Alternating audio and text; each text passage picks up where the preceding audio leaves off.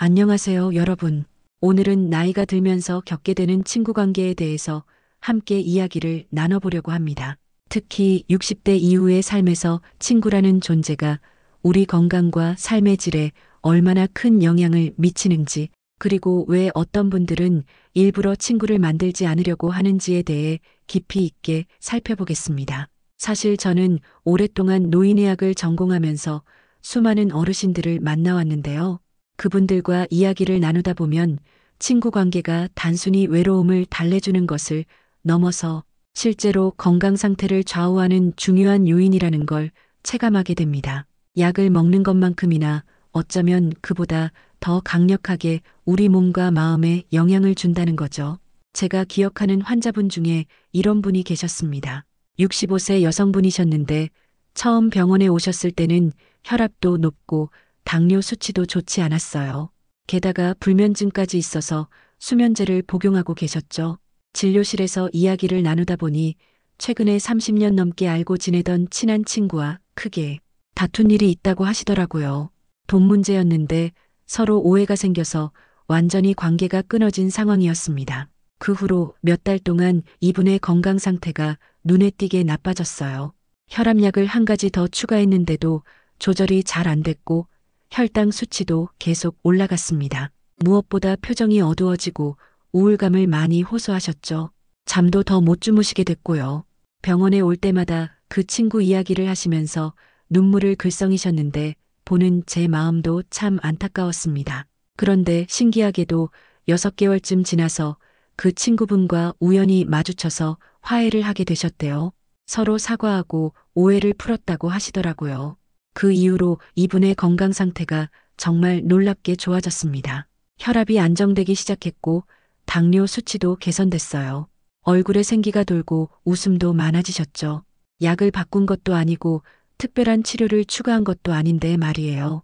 이 사례를 통해서 제가 깨달은 건 친구 관계가 우리 몸에 미치는 영향이 정말 직접적이고 강력하다는 겁니다. 스트레스 호르몬인 코르티솔 수치가 올라가면서 면역 체계가 약해지고 염증 반응이 증가하고 결국 각종 만성 질환이 악화되는 거죠.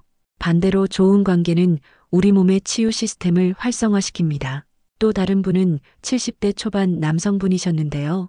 이분은 정반대의 경우였습니다. 정년 퇴직 후에 오히려 친구들과의 만남을 의도적으로 줄이셨다고 하더라고요. 처음엔 이상하다고 생각했는데 이야기를 들어보니 나름의 이유가 있었습니다. 이분 말씀이 젊었을 때는 친구들이 많았고 모임도 자주 가졌대요. 그런데 나이가 들면서 친구들과 만날 때마다 어떤 패턴이 반복된다는 걸 느끼셨다고 합니다. 자랑 아니면 불평이더라는 거예요. 자식이 얼마나 잘 됐는지, 손주가 얼마나 예쁜지 자랑하거나 아니면 건강이 나빠졌다는 둥 돈이 부족하다는 둥 불평을 늘어놓는다는 거죠. 처음에는 그냥 들어주고 위로도 해주고 했는데 만날 때마다 똑같은 이야기가 반복되니까 점점 지치더라고 하시더라고요. 그래서 만남 후에 오히려 기분이 안 좋고 에너지가 소진되는 느낌을 받으셨대요. 차라리 혼자 있는 게 더 편하고 마음이 평화롭다는 걸 깨닫게 되셨다고 합니다. 이분의 경우를 보면서 저는 노년기 친구 관계의 복잡한 면을 다시 생각해 보게 됐습니다. 단순히 친구가 많다고 자주 만난다고 좋은 게 아니라는 거죠. 관계의 질이 훨씬 더 중요하다는 걸 깨달았습니다. 실제로 연구 결과들을 보면 이런 현상이 꽤 일반적이라는 걸 알 수 있어요. 60대 이후 많은 분들이 친구 관계를 재정비하는 시기를 거치신다고 합니다. 어떤 분들은 의도적으로 친구를 만들지 않기로 결정하시기도 하고요. 왜 그럴까요? 여기에는 여러 가지 심리적이고 사회적인 이유가 있습니다. 먼저 노년기에는 우리가 사용할 수 있는 에너지와 시간이 제한적이라는 걸 더욱 절실하게 느끼게 됩니다. 젊었을 때는 피곤해도 악착같이 모임에 나가고 사람들을 만났는데 나이가 들면서 체력이 예전 같지 않으니까 모든 활동을 더 신중하게 선택하게 되는 거죠. 그리고 심리학에서 말하는 사회 정서적 선택 이론이라는 게 있습니다. 이 이론에 따르면 사람들은 자신에게 남은 시간이 제한적이라고 느낄 때 관계의 양보다는 질을 추구하게 된다고 해요. 젊었을 때는 새로운 사람을 만나고 네트워크를 넓히는데 관심이 많지만 나이가 들수록 정말 의미 있는 사람들과의 깊은 관계에 더 집중하게 된다는 겁니다. 그러다 보니 자연스럽게 친구 관계도 정리되는 거예요. 그냥 아는 사람 수준의 관계, 형식적인 만남, 에너지를 소진시키는 관계들은 점차 멀어지게 되고 정말 마음이 통하고 서로에게 긍정적인 영향을 주는 소수의 친구들과만 깊은 관계를 유지하게 됩니다. 또 하나 중요한 요인은 정체성의 변화입니다. 60대가 되면 대부분 직장에서 은퇴하게 되죠. 그동안 우리를 정의했던 직업적 정체성이 사라지는 겁니다. 회사에서 부장님이었던 사람, 선생님이었던 사람, 사장님이었던 사람, 이런 역할들이 모두 사라지고 나면 나는 과연 누구인가 하는 근본적인 질문과 마주하게 됩니다. 이 시기에 많은 분들이 과거의 친구 관계를 다시 돌아보게 되는데요. 혹시 그 친구들이 진짜 나 자체를 좋아해서 만난 건지, 아니면 내가 가진 직이나 능력, 인맥 때문에 만난 건지 의문이 들기 시작하는 거죠. 그러면서 진정성 없는 관계들이 자연스럽게 걸러지게 됩니다. 실제로 제가 만난 한 분은 이렇게 말씀하시더라고요. 회사 다닐 때는 친구라고 생각했던 사람들이 퇴직하고 나니까 연락이 뚝 끊어졌다고요. 처음엔 서운했는데 시간이 지나고 보니 오히려 다행이라는 생각이 들더래요. 그 사람들은 애초에 진짜 친구가 아니었던 거죠. 직장이라는 공통 분모가 사라지니까 더 이상 만날 이유가 없어진 겁니다. 그리고 60대가 되면 시간을 쓰는 방식이 달라집니다. 은퇴 전에는 일 중심으로 생활이 돌아갔잖아요. 친구를 만나는 것도 퇴근 후 저녁 시간이나 주말에 잠깐씩 했던 거고요. 그런데 은퇴하고 나면 갑자기 시간이 엄청나게 많아집니다. 하루 24시간을 온전히 내가 선택할 수 있게 되는 거죠. 이렇게 시간이 많아지면 어떤 분들은 더 많은 사회적 활동을 하실 거라고 생각하기 쉬운데 실제로는 그렇지 않은 경우가 많아요. 오히려 그동안 미뤄왔던 개인적인 취미나 관심사에 시간을 쓰고 싶어 하시거든요. 책을 읽거나 그림을 그리거나 악기를 배우거나 등산을 하거나 하는 활동들이요. 이런 활동들은 대부분 혼자 하거나 소수의 사람들과 하는 거잖아요. 그러다 보니 자연스럽게 대규모 친구 모임에 대한 관심이 줄어들게 됩니다. 시간 자원을 재배치하는 과정에서 친구 관계보다 자기 자신에게 투자하는 시간을 늘리게 되는 거죠. 또 배우자와의 관계도 중요한 요인입니다. 은퇴 후에는 부부가 함께 보내는 시간이 급격히 늘어나잖아요. 어떤 부부들은 이 시기에 관계가 더 돈독해지기도 하고 어떤 부부들은 오히려 갈등이 생기기도 합니다. 그동안 일 때문에 바빠서 서로 신경 쓸 겨를이 없었는데 갑자기 하루 종일 얼굴을 맞대고 있으니까 여러 가지 문제들이 불거지기도 하는 거죠. 이런 상황에서 어떤 분들은 부부관계에 더 집중하기 위해서 친구 만남을 줄이기도 합니다. 특히 배우자가 건강이 안 좋거나 돌봄이 필요한 경우에는 더욱 그렇습니다. 친구들을 만나러 나가는 것보다 집에서 배우자와 함께 있는 게 우선순위가 되는 거죠. 반대로 부부관계가 좋지 않은 경우에는 친구들이 중요한 정서적 지지원이 될 수도 있습니다. 그런데 문제는 이럴 때 친구들에게 부부 문제에 대한 불평을 계속하게 되면 앞서 말씀드린 것처럼 친구들도 지치게 된다는 거예요. 그러면 관계가 나빠지고 결국 더 외로워지는 악순환이 생길 수 있습니다. 제가 만난 한 부부는 이런 경우였어요. 남편분은 은퇴 후에 친구들을 자주 만나고 싶어 하셨는데 부인분은 이제 둘이서 여행도 다니고 함께 시간을 보내고 싶어 하셨대요.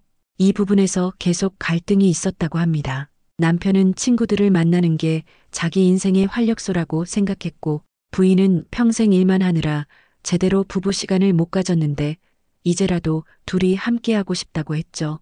결국 이 부부는 절충안을 찾았다고 하더라고요. 일주일에 한 번은 각자 자기 친구들을 만나고 한 번은 부부가 함께 다른 부부들과 만나고 나머지 시간은 둘이서만 보내기로 한 거예요. 이렇게 규칙을 정하고 나니까 갈등이 많이 줄어들었다고 합니다. 또 하나 흥미로운 점은 60대가 되면 친구의 의미 자체가 달라진다는 겁니다. 젊었을 때는 함께 술 마시고 놀러 다니는 게 우정의 중요한 부분이었다면 나이가 들면서는 그런 활동들이 점점 부담스러워집니다. 체력적으로도 힘들고 건강 때문에 술을 못 마시는 경우도 많고요. 그러면서 친구 관계에서 기대하는 바가 바뀝니다. 단순히 함께 즐거운 시간을 보내는 것을 넘어서 서로의 어려움을 나누고 위로받고 싶어 하죠. 건강 문제, 자식 문제, 경제적 어려움 같은 현실적인 고민들을 터놓고 이야기할 수 있는 관계를 원하게 됩니다. 그런데 문제는 이런 무거운 이야기들을 나누다 보면 관계가 부담스러워질 수 있다는 거예요. 서로가 서로에게 너무 많은 감정적 짐을 지우게 되면 만남이 즐겁기보다는 힘들어지거든요. 그래서 어떤 분들은 차라리 친구를 안 만나는 게 낫다고 판단하시기도 합니다. 사회적 역할의 변화도 큰 영향을 미칩니다. 직장에서 은퇴하고 자녀들이 독립하고 나면 그동안 우리가 해왔던 주요 역할들이 대부분 사라지게 됩니다. 누군가의 상사도 아니고 부모로서의 역할도 많이 줄어들고 그러면 나는 이제 무엇으로 나를 정의할 것인가 하는 정체성의 위기가 찾아옵니다. 이 시기에 어떤 분들은 새로운 역할을 찾으려고 노력합니다. 봉사활동을 하거나 종교활동에 더 적극적으로 참여하거나 동호회 활동을 시작하는 거죠. 이런 활동을 통해 새로운 친구들을 만나기도 합니다. 그런데 또 어떤 분들은 더 이상 사회적 역할에 얽매이고 싶지 않다고 생각하십니다. 평생 누군가를 위해 살아왔는데 이제는 나 자신을 위해 살고 싶다는 거죠. 이런 분들은 친구 관계조차도 일종의 사회적 의무처럼 느껴질 수 있습니다. 친구를 만나면 기분 좋게 대화해야 하고 상대방 이야기를 들어줘야 하고 필요하면 도움도 줘야 하잖아요. 이런 것들이 부담으로 다가오는 거죠. 그래서 그냥 혼자 편하게 지내는 걸 선택하게 됩니다. 경제적 요인도 무시할 수 없습니다. 은퇴 후에는 대부분 수입이 줄어들잖아요. 연금이나 저축으로 생활하게 되는데 이전처럼 자유롭게 돈을 쓰기 어려워집니다. 친구들을 만나면 당연히 밥도 먹어야 하고 커피도 마셔야 하고 때로는 선물도 주고받아야 하는데 이런 비용들이 부담이 될 수 있어요. 특히 친구들 간의 경제적 수준 차이가 나는 경우에는 더 그렇습니다. 어떤 친구는 여유가 있어서 비싼 식당을 가자고 하는데 나는 부담스러운 거죠.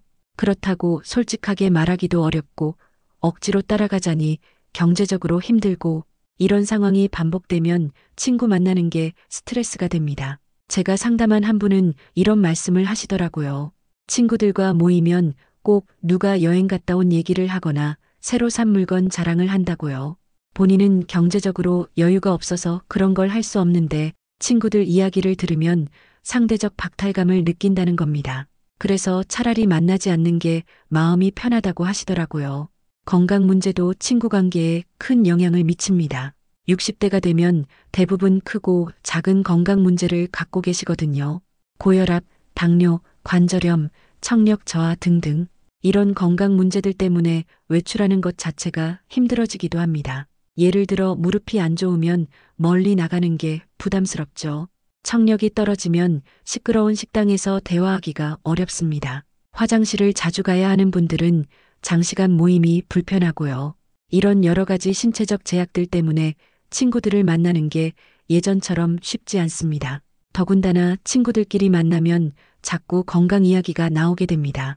어디가 아프다, 어떤 병원이 좋다, 무슨 약을 먹는다. 이런 이야기들이 주된 화제가 되는 거죠. 처음에는 정보 교환도 되고 서로 위로도 되지만 매번 만날 때마다 병 이야기만 하다 보면 우울해지기 쉽습니다. 한 분은 이렇게 말씀하셨어요.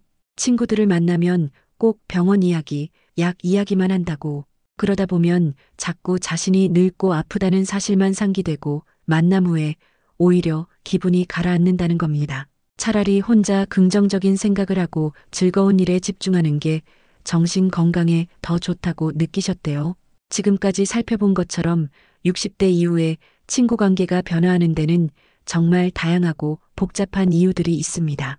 단순히 나이가 들어서 친구가 필요 없어지는 게 아니라 삶의 우선순위가 바뀌고 에너지와 자원이 제한되면서 관계의 질을 더 중요하게 생각하게 되는 자연스러운 과정인 거죠. 어떤 분들에게는 소수의 진정한 친구와 깊은 관계를 유지하는 게 맞을 수 있고 또 어떤 분들에게는 혼자만의 시간을 충분히 갖는 게 더 건강한 선택일 수 있습니다. 중요한 건 자신에게 맞는 방식을 찾는 거예요. 그런데 여기서 우리가 주의해야 할 점이 있습니다. 친구를 안 만나는 게 자신의 선택이고 그게 편하다면 문제가 없지만 만약 외로움을 느끼면서도 여러 가지 이유로 어쩔 수 없이 고립되는 거라면 이건 건강에 좋지 않습니다.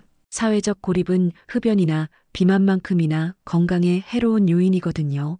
그래서 우리는 자신의 상태를 정확히 파악할 필요가 있습니다. 나는 정말로 혼자 있는 게 편해서 친구를 안 만나는 건지, 아니면 상처받기 싫어서, 부담스러워서, 귀찮아서 회피하는 건지 솔직하게 들여다봐야 합니다. 만약 후자라면 그건 장기적으로 좋지 않은 선택일 수 있어요. 인간은 본질적으로 사회적 동물이고, 다른 사람들과의 연결은 우리 삶에 의미를 부여하는 중요한 요소니까요. 완전히 고립되면 우울증이나 인지기능 저하 같은 심각한 문제가 생길 수 있습니다. 실제로 연구 결과들을 보면 사회적으로 고립된 노인들이 그렇지 않은 노인들에 비해 사망률이 높고 치매 발병률도 높다고 합니다. 외로움이 만성화되면 염증 반응이 증가하고 스트레스 호르몬이 계속 분비되면서 몸 전체에 나쁜 영향을 미치는 거죠. 그렇다면 우리는 어떻게 해야 할까요? 무조건 친구를 많이 만들어야 하는 걸까요? 아니면 혼자 있어도 괜찮은 걸까요? 이 질문에 대한 답은 사람마다 다를 수 있습니다. 하지만 한 가지 확실한 건 자신에게 맞는 건강한 관계의 형태를 찾는 게 중요하다는 겁니다.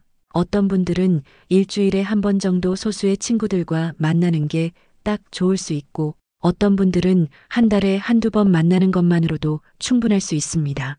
또 어떤 분들은 직접 만나는 것보다 전화로 이야기하는 게 더 편할 수도 있고요.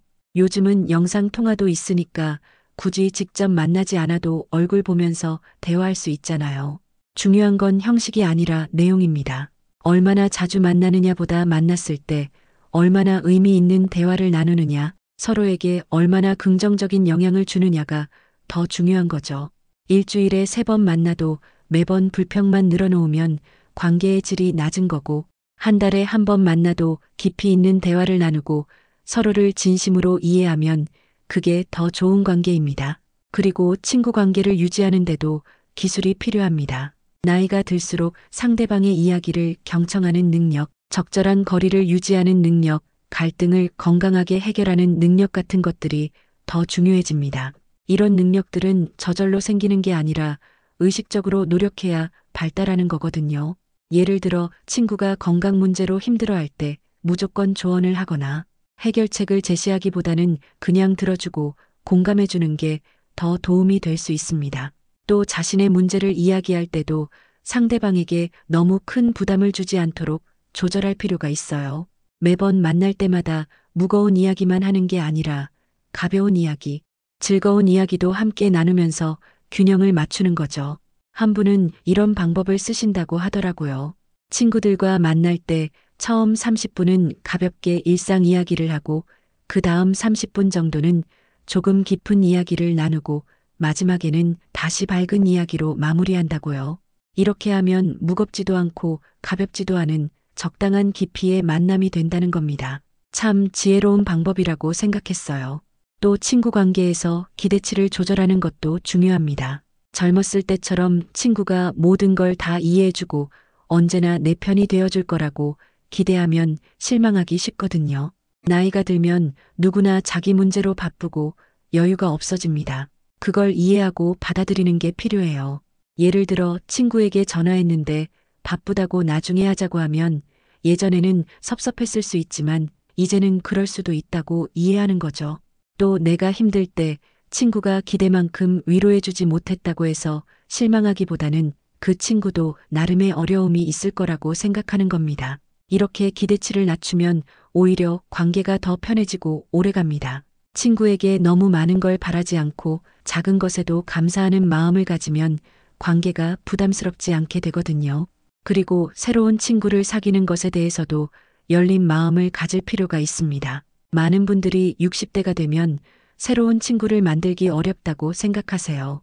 이미 오래된 친구들이 있고 새로운 사람과 친해지려면 시간과 에너지가 많이 드니까 그냥 현재 관계를 유지하는데 만족하려고 하죠. 물론 그것도 나쁘지 않은 선택입니다. 하지만 때로는 새로운 사람을 만나는 게 신선한 자극이 되고 삶에 활력을 불어넣어 주기도 해요.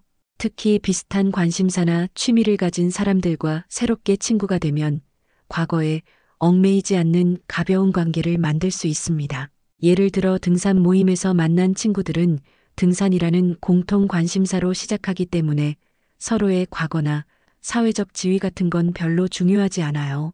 그냥 산을 좋아하는 사람들끼리 편하게 만나는 거죠. 이런 관계는 부담이 적으면서도 즐거움을 줄 수 있습니다. 한 분은 70대에 동네 도서관에서 독서 모임에 가입하셨는데 거기서 만난 사람들과 정말 좋은 친구가 되셨다고 하더라고요.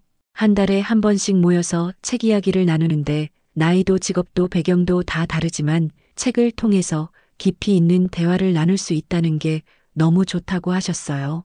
이처럼 새로운 활동을 시작하면서 자연스럽게 새로운 인연을 만들어가는 것도 좋은 방법입니다. 억지로 친구를 사귀려고 노력하는 게 아니라 내가 좋아하는 활동을 하다 보면 비슷한 사람들을 자연스럽게 만나게 되는 거죠. 또 하나 중요한 건 세대 차이를 이해하는 겁니다. 요즘은 60대도 젊은 세대와 소통할 기회가 많아졌잖아요. 자녀 세대, 손주 세대와 교류하면서 새로운 관점을 배우기도 하고요. 이런 세대 간 소통도 넓은 의미에서 친구 관계라고 볼 수 있습니다. 물론 세대 차이 때문에 이해하기 어려운 부분도 있어요. 젊은 사람들은 스마트폰으로 연락하는 걸 당연하게 여기는데 어르신들 중에는 직접 만나서 이야기하는 게 더 편하신 분들도 계시거든요. 이런 차이를 서로 이해하고 존중하는 게 필요합니다. 제가 만난 한 분은 손주들과 친구처럼 지낸다고 하시더라고요. 손주가 대학생인데 일주일에 한 번씩 커피 마시면서 이야기를 나눈대요. 손주 입장에서는 부모님께는 못할 이야기를 편하게 할 수 있고 할아버지 입장에서는 젊은 세대의 생각을 이해할 수 있어서 좋다고 하셨어요. 이렇게 꼭 또래 친구만이 친구가 아니라 다양한 세대의 사람들과 의미 있는 관계를 맺는 것도 삶을 풍요롭게 만드는 방법입니다. 나이가 들었다고 해서 또래들하고만 어울려야 한다는 고정관념에서 벗어날 필요가 있어요. 그리고 친구 관계를 건강하게 유지하기 위해서는 자기 돌봄이 선행되어야 합니다. 내가 먼저 신체적으로나 정신적으로 건강해야 다른 사람들과 좋은 관계를 맺을 수 있거든요. 내가 우울하고 힘든 상태에서는 친구를 만나도 부정적인 에너지만 전달하게 되고 그러면 관계가 악화될 수밖에 없습니다. 그래서 규칙적으로 운동하고 충분히 자고 건강한 음식을 먹고 스트레스를 관리하는 것이 친구 관계를 잘 유지하는 기본이 됩니다. 몸이 건강하면 마음도 건강해지고 그러면 다른 사람들과의 관계도 자연스럽게 좋아지거든요. 또 자신만의 취미나 관심사를 가지는 것도 중요해요. 친구에게만 의존하는 게 아니라 혼자서도 즐길 수 있는 활동이 있으면 친구 관계에서 오는 스트레스를 잘 조절할 수 있습니다. 예를 들어 독서나 음악 감상, 정원 가꾸기 같은 활동들은 혼자서도 충분히 즐길 수 있으면서 마음의 평화를 주잖아요. 한 분은 이렇게 말씀하시더라고요. 친구들과의 관계가 힘들 때는 집에 와서 좋아하는 음악을 듣거나 책을 읽으면서 마음을 추스른다고요. 그러면 다시 친구들을 만날 마음의 여유가 생긴다는 겁니다. 혼자만의 시간이 주는 치유의 힘을 잘 활용하시는 거죠. 그리고 과거의 상처나 갈등을 정리하는 것도 필요합니다. 많은 분들이 과거에 친구들과 있었던 안 좋은 일들을 계속 마음에 담고 계세요. 몇 년 전에 있었던 일인데도 아직도 생각하면 화가 나고 속상하다는 거죠. 이런 감정들을 해소하지 않으면 새로운 관계를 만들기도 어렵고 기존 관계도 부정적인 영향을 받습니다. 때로는 직접 대면해서 이야기하는 게 필요할 수도 있고 혼자서 일기를 쓰거나 상담을 받으면서 정리하는 것도 방법이 될 수 있어요. 중요한 건 과거에 얽매이지 않고 현재와 미래에 집중하는 겁니다. 제가 상담한 한 분은 20년 전에 친한 친구에게 배신당했던 경험이 있었는데 그 일 때문에 아직도 사람들을 잘 믿지 못한다고 하시더라고요. 새로운 친구를 사귀려고 해도 혹시 또 배신당하지 않을까 두려워서 마음을 열지 못한다는 겁니다. 이런 경우에는 전문가의 도움을 받는 게 좋습니다. 과거의 상처가 현재 삶에 계속 영향을 미치고 있다면 혼자 힘으로 극복하기 어려울 수 있거든요. 상담이나 치료를 통해서 그 상처를 치유하고 다시 사람들을 믿을 수 있는 용기를 얻을 수 있습니다. 또 용서하는 법을 배우는 것도 중요합니다. 용서라는 게 상대방을 위한 게 아니라 사실은 나 자신을 위한 거거든요. 계속 원망하고 분노를 품고 있으면 그게 내 마음을 갉아먹고 건강을 해칩니다. 반면에 용서하고 놓아주면 마음이 가벼워지고 자유로워지죠. 물론 용서가 쉽지 않다는 걸 압니다. 특히 깊은 상처를 받았을 때는 더욱 그렇죠. 하지만 용서는 한 번에 이루어지는 게 아니라 과정입니다. 조금씩 마음을 열고 조금씩 분노를 내려놓고 그렇게 시간을 두고 천천히 용서해 나가는 거예요. 그리고 친구 관계에서 경계선을 잘 설정하는 것도 중요합니다. 때로는 거절할 줄 알아야 해요. 친구가 부탁을 해도 내가 할 수 없는 일이면 정중하게 거절하는 거죠. 무리해서 도와주다가 내가 힘들어지면 결국 관계가 나빠질 수 있거든요. 한 분은 이런 경험을 말씀하셨어요. 친구가 경제적으로 어려워서 돈을 빌려달라고 했는데 거절하지 못하고 빌려줬대요. 그런데 친구가 약속한 시간에 돈을 갚지 않으니까 자꾸 신경이 쓰이고 친구를 볼 때마다 불편한 마음이 들더라는 겁니다. 결국 그 일로 친구 관계가 어색해졌다고 하시더라고요. 이런 일이 생기지 않으려면 처음부터 명확한 경계선을 설정하는 게 좋습니다. 도와줄 수 있는 범위와 도와줄 수 없는 범위를 분명히 하고 상대방에게도 솔직하게 말하는 거죠. 진짜 친구라면 내 입장을 이해해 줄 겁니다. 또 친구 관계에서 균형을 유지하는 것도 필요해요. 한쪽이 일방적으로 주기만 하거나 받기만 하면 관계가 오래가기 어렵습니다. 서로 주고받는 균형이 맞아야 건강한 관계가 되는 거죠. 예를 들어 항상 내가 먼저 연락하고 내가 약속을 잡고 내가 배려하기만 한다면 그건 일방적인 관계입니다. 상대방도 나에게 관심을 보이고 먼저 연락하고 배려해야 서로 존중하는 관계가 되는 거예요. 만약 계속 일방적이라면 그 관계를 다시 생각해 볼 필요가 있습니다. 물론 상황에 따라서 일시적으로 한쪽이 더 많이 줘야 할 때도 있어요. 친구가 아프거나 힘든 일을 겪을 때는 내가 더 많이 도와주고 지지해줘야 하죠. 하지만 그게 계속되면 안 됩니다. 어느 정도 시간이 지나면 다시 균형을 찾아야 해요. 그리고 친구 관계에서도 성장이 필요합니다. 관계가 정체되면 지루해지고 의미가 없어질 수 있거든요. 함께 새로운 경험을 하거나 새로운 주제에 대해 이야기하거나 서로에게 배우면서 관계가 발전해 나가는 게 좋습니다. 예를 들어 친구와 함께 새로운 취미를 시작한다거나 여행을 함께 간다거나 봉사활동을 같이 한다거나 하는 활동들을 통해서 관계에 새로운 의미를 더할 수 있어요. 매번 똑같은 장소에서 똑같은 이야기만 하는 게 아니라 새로운 경험을 공유하는 거죠. 한 분은 70대 초반에 친구와 함께 스페인어를 배우기 시작했다고 하시더라고요. 둘 다 여행을 좋아하는데 스페인에 가고 싶어서 언어를 배우기로 했대요. 같이 공부하면서 새로운 재미를 발견했고 나중에 실제로 스페인 여행도 함께 다녀왔다고 합니다. 이런 공통의 목표와 경험이 우정을 더 깊게 만들어줬다고 하셨어요. 또 친구 관계에서 정직함도 중요합니다. 나이가 들수록 꾸미거나 가식적으로 행동하는 게 피곤해지잖아요. 친구 사이에서만큼은 있는 그대로의 모습을 보여줄 수 있어야 진정한 관계라고 할 수 있습니다. 물론 모든 걸 다 솔직하게 말해야 한다는 건 아니에요. 상대방을 배려하는 선에서 적절하게 표현하는 게 필요하죠. 하지만 기본적으로는 자신의 감정이나 생각을 솔직하게 나눌 수 있는 관계가 건강한 관계입니다. 예를 들어 친구가 한 행동이 마음에 들지 않을 때 그냥 참고 넘어가면 마음속에 앙금이 쌓입니다. 그게 쌓이고 쌓이면 나중에 폭발하거나 관계가 멀어질 수 있어요. 그보다는 적절한 시기에 부드럽게 이야기하는 게 좋습니다. 한 분은 이런 방법을 쓰신다고 하더라고요. 친구에게 불편한 이야기를 할 때는 나 전달법을 사용한다는 겁니다. 너는 이렇게 했다고 비난하는 게 아니라 나는 이렇게 느꼈다고 표현하는 거죠. 예를 들어 내가 약속 시간을 안 지켜서 화가 났어가 아니라 내가 기다리면서 걱정이 됐어. 이렇게 말하는 겁니다. 이렇게 표현하면 상대방도 덜 방어적이 되고 대화가 더 건설적으로 이어질 수 있습니다. 서로 솔직하게 마음을 나누면서도 관계를 해치지 않는 방법이죠. 그리고 친구 관계에서 감사하는 마음을 표현하는 것도 중요합니다. 당연하게 여기지 말고 친구가 해준 작은 일에도 고마움을 표현하면 관계가 더욱 돈독해집니다. 고맙다는 말 한마디가 관계를 지속시키는 큰 힘이 되거든요.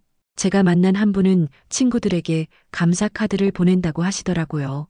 생일이나 특별한 날이 아니어도 그냥 고마운 마음이 들 때 짧은 메시지를 써서 보낸대요. 친구들이 그걸 정말 좋아하고 자기도 카드를 쓰면서 친구에 대한 고마운 마음을 다시 한번 느끼게 된다고 하셨어요. 또 친구 관계를 유지하려면 꾸준한 노력이 필요합니다. 그냥 내버려 두면 자연스럽게 멀어지기 쉽거든요. 정기적으로 연락하고 안부를 물어보고 관심을 표현하는 게 필요해요. 요즘은 전화나 문자로 간단하게 연락할 수 있잖아요.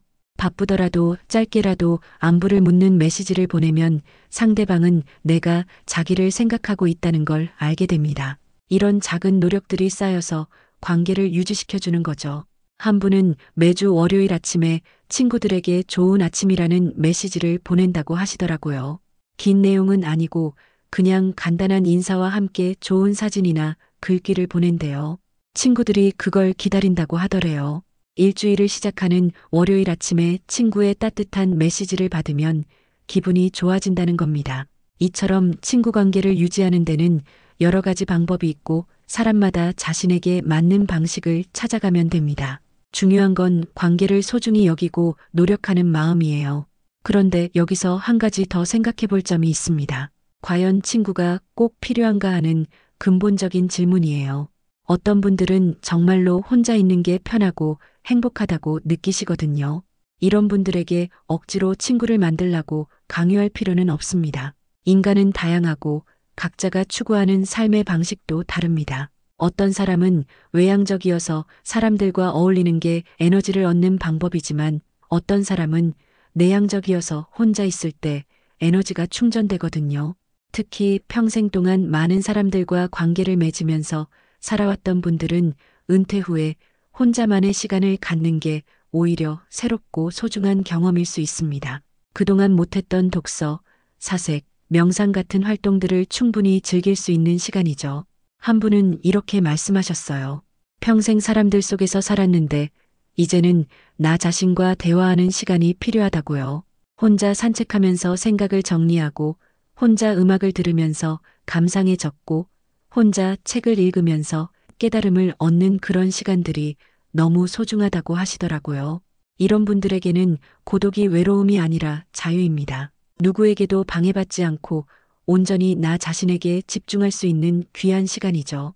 이걸 다른 사람들이 이해하지 못하고 외롭지 않냐고 걱정하는 게 오히려 부담스러울 수 있어요. 그래서 중요한 건 자신이 어떤 사람인지 정확히 아는 겁니다. 나는 사람들과 함께 있을 때 행복한 사람인지 아니면 혼자 있을 때 행복한 사람인지 말이에요. 자신의 성향을 이해하고 그에 맞게 생활하는 게 건강한 노년을 보내는 방법입니다. 물론 대부분의 사람들은 그 중간 어딘가에 있습니다. 완전히 혼자만 있으면 외롭고 그렇다고 항상 사람들과 함께 있으면 피곤하죠. 적절한 균형을 찾는 게 중요한데 이 균형점은 사람마다 다르고 시기마다 달라질 수 있습니다. 예를 들어 건강할 때는 친구들을 자주 만나도 괜찮지만 아플 때는 혼자 쉬고 싶을 수 있어요. 또 기분이 좋을 때는 사람들과 어울리고 싶지만 우울할 때는 혼자 있고 싶을 수도 있죠. 이렇게 상황에 따라 유연하게 조절하는 게 필요합니다. 그리고 친구 관계를 생각할 때 질과 양의 문제도 다시 한번 생각해 볼 필요가 있습니다. 연구 결과를 보면 친구가 많다고 해서 반드시 행복한 건 아니라고 합니다. 오히려 친한 친구 한두 명이 있는 게 수십 명이 아는 사람이 있는 것보다 삶의 만족도가 높다고 해요. 이건 특히 노년기에 더 중요합니다. 에너지와 시간이 제한적이니까 많은 사람들과 얕은 관계를 유지하는 것보다 소수의 사람들과 깊은 관계를 맺는 게 더 의미 있고 행복감을 주거든요. 그래서 어떤 분들은 의도적으로 관계를 정리하면서 진짜 중요한 사람들에게만 시간과 에너지를 쓰기로 결정합니다. 이게 나쁜 게 아니라 오히려 현명한 선택일 수 있어요. 귀한 자원을 효율적으로 사용하는 거니까요. 제가 만난 한 분은 친구 명단을 세 그룹으로 나눴다고 하시더라고요. 첫 번째 그룹은 진짜 친한 친구들로 자주 연락하고 만나는 사람들, 두 번째 그룹은 가끔 안부를 묻는 사람들, 세 번째 그룹은 특별한 일이 있을 때만 연락하는 사람들. 이렇게 구분해서 각 그룹에 맞게 에너지를 배분한다는 겁니다. 처음에는 이게 좀 계산적으로 느껴질 수도 있는데 실제로는 관계를 더 건강하게 유지하는 방법이에요. 모든 사람에게 똑같이 대하려고 하면 오히려 아무도 제대로 챙기지 못하게 되거든요. 우선순위를 정해서 중요한 관계에 집중하는 게 낫습니다. 또 친구 관계에서 기대와 현실의 괴리를 줄이는 것도 중요합니다. 많은 갈등이 기대와 현실이 맞지 않아서 생기거든요. 내가 이 정도로 대해줬으니까 상대방도 똑같이 대해줄 거라고 기대하지만 실제로는 그렇지 않을 수 있어요. 예를 들어 내가 친구에게 자주 전화해서 안부를 묻는데 친구는 별로 전화를 안 한다고 해서 나를 소중하게 생각하지 않는다고 단정하면 안 돼요. 그 친구는 전화보다는 직접 만났을 때 진심을 표현하는 스타일일 수도 있거든요. 아니면 원래 연락을 자주 하지 않는 성격일 수도 있고요. 이런 차이를 인정하고 받아들이면 불필요한 오해와 갈등을 줄일 수 있습니다. 상대방을 내 기준으로 판단하지 않고 그 사람만의 방식을 존중하는 거죠. 그리고 노년기 친구 관계에서 특히 중요한 게 상실에 대한 대비입니다. 나이가 들면 친구들이 아프거나 세상을 떠나는 일이 생기잖아요. 이런 상실을 경험하면서 남은 친구들이 더 소중하게 느껴지기도 하고 반대로 너무 아파서 새로운 관계를 만들기 두려워지기도 합니다. 한 분은 이런 이야기를 하시더라고요. 평생 절친이었던 친구가 갑자기 세상을 떠났는데 그 충격이 너무 커서 한동안 다른 친구들도 만나기 싫었대요. 친구들을 보면 돌아가신 친구가 생각나서 너무 슬프고 또 나머지 친구들도 언젠가는 떠날 거라는 생각에 미리 마음을 닫게 되더라는 겁니다. 하지만 시간이 지나면서 깨달은 게 그렇게 마음을 닫고 살면 남은 인생이 너무 외롭다는 거였대요. 상실의 아픔을 피하려고 관계 자체를 포기하면 결국 자신만 더 힘들어진다는 걸 알게 되신 거죠. 그래서 다시 친구들을 만나기 시작했고 남은 시간을 더 소중하게 보내려고 노력하신다고 하셨어요. 이처럼 상실은 피할 수 없는 현실이지만 그렇다고 관계를 포기할 이유는 없습니다. 오히려 시간이 제한적이기 때문에 더 진심을 다해 관계를 맺어야 하는 거죠. 후회 없이 사랑하고 표현하고 함께 시간을 보내는 게 중요합니다. 또 친구가 아프거나 힘들 때 어떻게 대해야 하는지도 배워야 합니다. 젊었을 때는 친구가 아파도 금방 나을 거라고 생각했지만 나이가 들면 회복이 쉽지 않고 때로는 계속 악화되기도 하거든요. 이럴 때 어떤 태도로 친구를 대해야 할지 고민이 됩니다. 너무 걱정하고 과하게 챙기면 친구가 부담스러워할 수 있고 반대로 무심하게 대하면 상처받을 수 있어요. 적절한 거리를 유지하면서 필요한 지지를 보내는 게 필요한데 이게 쉽지 않습니다. 제가 만난 한 분은 친구가 암 진단을 받았을 때 처음에는 어떻게 대해야 할지 몰라서 오히려 연락을 잘 안 했다고 하시더라고요. 무슨 말을 해야 할지, 어떻게 위로해야 할지 모르겠고 괜히 연락했다가 친구 기분만 상하게 할까봐 두려웠대요. 그런데 나중에 친구가 먼저 말하기를 그때 가장 외로웠던 게 다들 조심스러워하면서 연락을 안 하더라는 거였어요. 암 환자가 된 순간 사람들이 자기를 피하는 것 같아서 더 힘들었다고 하더래요. 그냥 평소처럼 연락하고 만나고 이야기 나누는 게 훨씬 좋았을 텐데 말이죠. 이 이야기를 듣고 나서 그분은 앞으로는 친구가 힘들 때 더 적극적으로 다가가기로 했다고 합니다. 완벽한 위로의 말을 하려고 하지 말고 그냥 내가 내 곁에 있다는 걸 보여주는 게 더 중요하다는 걸 깨달으신 거죠. 또 친구 관계에서 돈 문제는 정말 조심해야 할 부분입니다. 앞서도 잠깐 언급했지만 친구 사이에 금전거래가 생기면 관계가 틀어지는 경우가 많거든요. 빌려주면 못 받을까봐 걱정되고 빌리면 갚을 때까지 부담스럽고 결국 관계가 어색해집니다. 그래서 가능하면 친구 사이에는 돈 거래를 안 하는 게 좋습니다. 정말 도와주고 싶으면 돌려받을 생각 없이 주는 게 낫고 그것도 안 되면 차라리 거절하는 게 관계를 지키는 방법이에요. 한 분은 이런 원칙을 세우셨다고 하더라고요. 친구가 돈을 빌려달라고 하면 줄 수 있는 금액인지 먼저 판단하고 줄 수 있으면 그냥 주고 못 주면 정중하게 거절한다는 거예요. 빌려주는 게 아니라 주는 거니까 돌려받을 거라는 기대도 안 하고 그래서 관계가 불편해지는 일도 없다고 하셨어요. 물론 이렇게 할 수 있는 경제적 여유가 있어야 가능한 방법이긴 한데 중요한 건 관계와 돈을 분리해서 생각하는 태도입니다. 돈 때문에 귀한 인연이 깨지는 건 정말 안타까운 일이니까요. 그리고 친구 관계에서 비교하지 않는 것도 중요합니다. 나이가 들면서 친구들 사이에 격차가 벌어지는 경우가 많아요. 누구는 자식이 잘 됐고, 누구는 손주가 많고, 누구는 경제적으로 여유롭고, 이런 차이들이 눈에 띄기 시작합니다. 이럴 때 비교하면서 부러워하거나 열등감을 느끼면 관계가 불편해집니다. 친구의 행복을 진심으로 축하해주고 자신의 삶에 만족하는 태도가 필요해요. 각자 다른 길을 걸어왔고 다른 상황에 있는 거니까 비교하는 게 의미가 없습니다. 한 분은 이렇게 말씀하시더라고요. 예전에는 친구들과 만나면 자꾸 비교하게 됐는데 어느 순간부터 그게 무의미하다는 걸 깨달았대요. 남의 인생은 겉으로 보이는 게 전부가 아니고 누구나 각자의 어려움이 있다는 걸 알게 됐다는 거죠. 그 후로는 비교하지 않고 그냥 친구의 이야기를 들어주고 내 이야기를 나누는데 집중한다고 하셨어요.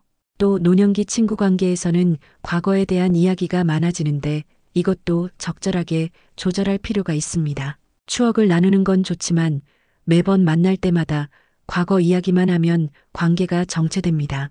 현재와 미래에 대한 이야기도 함께 나눠야 관계가 살아있고 역동적으로 느껴지거든요. 예를 들어 과거에 함께했던 일들을 회상하면서 웃고 즐기는 것도 좋지만 앞으로 함께 하고 싶은 일들에 대해서도 이야기하는 거죠. 여행 계획을 세운다거나 새로운 취미를 함께 시작한다거나 이런 미래, 지향적인 대화가 관계에 활력을 줍니다. 한 부부 친구들은 매년 봄에 함께 여행을 간다고 하시더라고요. 벌써 10년째 이어오고 있는 전통인데 여행지를 정하고 준비하는 과정부터 함께 하니까 1년 내내 기대할 거리가 있고 대화 주제도 풍부하다는 겁니다. 과거만 돌아보는 게 아니라 앞을 내다보면서 함께 계획을 세우는 게 우정을 유지하는 비결이라고 하셨어요. 그리고 친구 관계에서 변화를 받아들이는 것도 필요합니다. 사람은 계속 변하거든요. 나도 변하고 친구도 변합니다. 예전에 비슷했던 생각이나 가치관이 시간이 지나면서 달라질 수 있어요. 이런 변화를 받아들이지 못하고 예전 모습만 기대하면 실망하게 됩니다. 예를 들어 친구가 종교를 갖게 되면서 가치관이 많이 바뀔 수 있어요. 아니면 손주를 돌보면서 생활 패턴이 완전히 달라질 수도 있고요. 이럴 때 친구가 변했다고 서운해하기보다는 친구의 새로운 모습을 이해하고 존중하는 게 필요합니다. 물론 변화가 너무 커서 더 이상 공통점을 찾기 어렵다면 관계가 자연스럽게 멀어질 수도 있어요. 그것도 어쩔 수 없는 일입니다. 억지로 관계를 유지하려고 애쓰는 것보다 자연스럽게 흘러가도록 놔두는 것도 때로는 필요합니다. 제가 만난 한 분은 이런 경험을 말씀하셨어요. 젊었을 때부터 친하게 지낸 친구가 있었는데 나이가 들면서 점점 대화가 안 통하더래요. 자식 교육관도 다르고 정치적 견해도 다르고 종교도 다르고 만날 때마다 미묘하게 불편한 느낌이 들었다고 합니다. 처음에는 오랜 우정을 지키고 싶어서 억지로 만나기도 했는데 시간이 지나면서 그럴 필요가 없다는 걸 깨달았대요. 사람은 변하고 관계도 변하는 게 자연스러운 거니까 억지로 붙잡고 있을 이유가 없다는 거죠. 그렇게 자연스럽게 멀어지고 나니까 오히려 마음이 편해졌다고 하셨어요. 이처럼 관계에도 때가 있습니다. 만남의 때가 있고 헤어짐의 때가 있는 거죠. 모든 관계를 평생 유지해야 한다는 강박에서 벗어날 필요가 있습니다. 또 친구 관계에서 의존과 독립의 균형도 중요합니다. 친구에게 너무 의존하면 상대방이 부담스러워하고 너무 독립적이면 관계가 소원해집니다. 적절한 균형을 찾아야 하는데 이게 쉽지 않아요. 특히 배우자를 잃거나 자식들이 멀리 있는 경우 친구가 유일한 지지원이 될 수 있습니다. 이럴 때 친구에게 과도하게 의존하게 되면 관계가 불균형해지고 결국 깨질 수 있어요. 자신의 감정적 욕구를 친구 한 사람에게만 기대는 게 아니라 여러 경로를 통해 해소하는 게 필요합니다. 예를 들어 상담을 받거나 종교 활동을 하거나 자원봉사를 하거나 다양한 사회적 관계를 통해서 정서적 지지를 받는 거죠. 친구는 그중 하나의 통로일 뿐이지 전부가 되어서는 안 됩니다. 한 분은 배우자를 잃고 나서 한동안 친구 한 명에게 매일 전화했다고 하시더라고요. 너무 외롭고 힘들어서 누군가와 계속 대화하고 싶었대요. 처음에는 친구도 잘 받아줬는데 시간이 지나면서 점점 반응이 시큰둥해지더래요. 나중에는 전화를 잘 안 받기도 하고요. 그제야 자신이 친구에게 너무 많은 걸 기대했다는 걸 깨달으셨대요. 친구도 자기 생활이 있고 자기 문제가 있는데 자신의 외로움을 친구가 다 책임져 줄 수는 없는 거잖아요. 그 후로 상담을 받기 시작했고 교회 활동도 하고 동호회에도 가입하면서 관계를 다양화했다고 합니다. 그러니까 친구 관계도 다시 편해지더래요. 이런 경험에서 배울 점은 자신의 필요를 채우는 책임은 결국 자기 자신에게 있다는 겁니다. 친구가 도와줄 수는 있지만 내 인생을 책임져 줄 수는 없어요. 스스로 다양한 방법을 찾아서 자신을 돌보는 게 먼저입니다. 그리고 친구 관계에서 용기를 내는 것도 필요합니다. 특히 새로운 친구를 사귀거나 소원했던 친구와 다시 연락하려면 용기가 필요하거든요. 거절당할까봐, 어색할까봐, 상처받을까봐 두려워서 시도조차 안 하는 경우가 많습니다. 하지만 생각해보면 거절당한다고 해서 잃을 게 뭐가 있나요? 어차피 지금도 연락 안 하고 지내는 사이라면 시도해보고 안 되면 그냥 그대로인 거잖아요. 반대로 시도해서 성공하면 소중한 인연을 되찾는 거고요. 그렇다면 시도해볼 가치가 있습니다. 제가 만난 한 분은 30년 만에 옛 친구에게 연락했다고 하시더라고요. 젊었을 때 친하게 지냈는데 결혼하고 아이 키우고 하면서 자연스럽게 연락이 끊어진 사이였대요. 어느 날 문득 그 친구가 생각나서 용기 내서 전화를 했다는 겁니다. 처음에는 어색했지만 이야기를 나누다 보니까 예전 감정이 그대로 살아나더래요. 세월이 흘렀어도 친구는 친구더라는 거죠. 지금은 정기적으로 만나면서 지낸다고 합니다. 만약 그때 용기를 내지 않았다면 이런 기쁨을 누리지 못했을 거예요. 또 친구 관계에서 유머와 웃음도 중요합니다. 나이가 들수록 무거운 이야기가 많아지기 쉬운데 함께 웃을 수 있는 관계가 정말 소중합니다. 웃음은 최고의 약이라는 말이 있잖아요. 스트레스도 풀어주고 관계도 돈독하게 만들어줍니다. 한 친구 그룹은 만날 때마다 서로 재미있는 이야기를 준비해 온다고 하시더라고요. 최근에 겪은 웃긴 일이나 재미있는 영상, 유머러스한 글 같은 걸 공유하면서 함께 웃는데요. 그러면서 자연스럽게 분위기가 밝아지고 긍정적인 에너지가 생긴다고 합니다. 물론 억지로 웃긴 척할 필요는 없어요. 진짜 재미있고 즐거운 순간들을 함께 만들어가는 게 중요합니다. 일부러 코미디언이 되려고 하지 말고 그냥 편하게 있으면서 자연스럽게 나오는 웃음을 나누는 거죠. 그리고 친구 관계를 통해서 배우고 성장하는 자세도 필요합니다. 나이가 들었다고 해서 더 이상 배울 게 없는 건 아니거든요. 친구들과의 대화를 통해서 새로운 관점을 얻고 새로운 정보를 얻고 새로운 깨달음을 얻을 수 있습니다. 예를 들어 친구가 읽은 책에 대해 이야기하면 나도 관심이 생겨서 읽게 되고 친구가 다녀온 여행지에 대해 들으면 나도 가보고 싶어지고 이렇게 서로 자극을 주고받으면서 삶이 풍요로워집니다. 한 분은 친구들을 멘토라고 생각한다고 하시더라고요. 각자 다른 분야에서 경험과 지식을 쌓아왔으니까 서로에게 배울 점이 많다는 겁니다. 한 친구는 건강관리에 대해 잘 알고 다른 친구는 재테크를 잘하고 또 다른 친구는 요리를 잘하고 이렇게 각자의 강점을 나누면서 모두가 성장한다고 하셨어요. 이런 태도는 관계를 더 역동적이고 의미 있게 만들어줍니다. 단순히 시간을 때우기 위해 만나는 게 아니라 서로에게 도움이 되고 영감을 주는 관계가 되는 거죠. 마지막으로 친구 관계에서 가장 중요한 건 진정성입니다. 꾸미지 않고 솔직하게 있는 그대로의 모습으로 만날 수 있는 관계가 진짜 친구입니다. 나이가 들면서 이런 진정성의 가치를 더욱 깊이 느끼게 되는 것 같아요.